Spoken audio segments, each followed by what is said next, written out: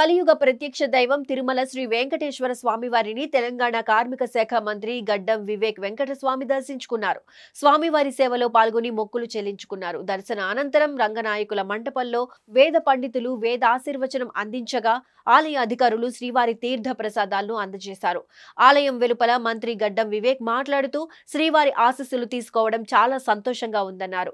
మంత్రిగా బాధ్యతలు స్వీకరించిన తరువాత తిరుమలకు వచ్చానన్న ఆయన తెలంగాణ ఆర్థిక పరిస్థితి మెరుగుపడాలని, సంక్షేమ పథకాలు అమలు కావాలని శ్రీవారిని ప్రార్థించినట్లు తెలిపారు.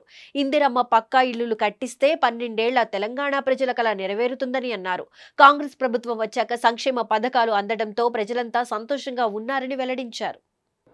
దీవెనార్తులు తీసుకున్న తర్వాత ఇదే మొక్కడం జరిగింది.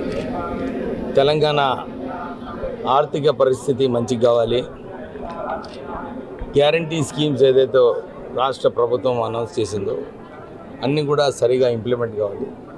ప్రత్యేకంగా ప్రజలందరూ కూడా ఇందిరమ్మ ఇల్లుల గురించి ఆలోచిస్తున్నారు. వాళ్ళందరికీ కూడా ఇల్లులు కట్టిస్తే 12 సంవత్సరాల కళ ఏదైతే తెలంగాణ ప్రజలకు ఉండనో అది పూర్తిగా అవుతుంది. దాంతోపాటు రైతు భరోసా 200 యూనిట్స్, 10 లక్షల రాజీవ్ ఆరోగ్యశ్రీ స్కీము, సన్న బియ్యం ప్రత్యేకంగా ప్రజలకు మంచి భోజనం చేసుకోవడానికి సన్న బియ్యం ఏదైతే 6 కిలోలు ఇస్తున్నారో ఒక్కొక్క ఫ్యామిలీకి, అది ప్రజలందరూ కూడా చాలా సంతోషిస్తున్నారు.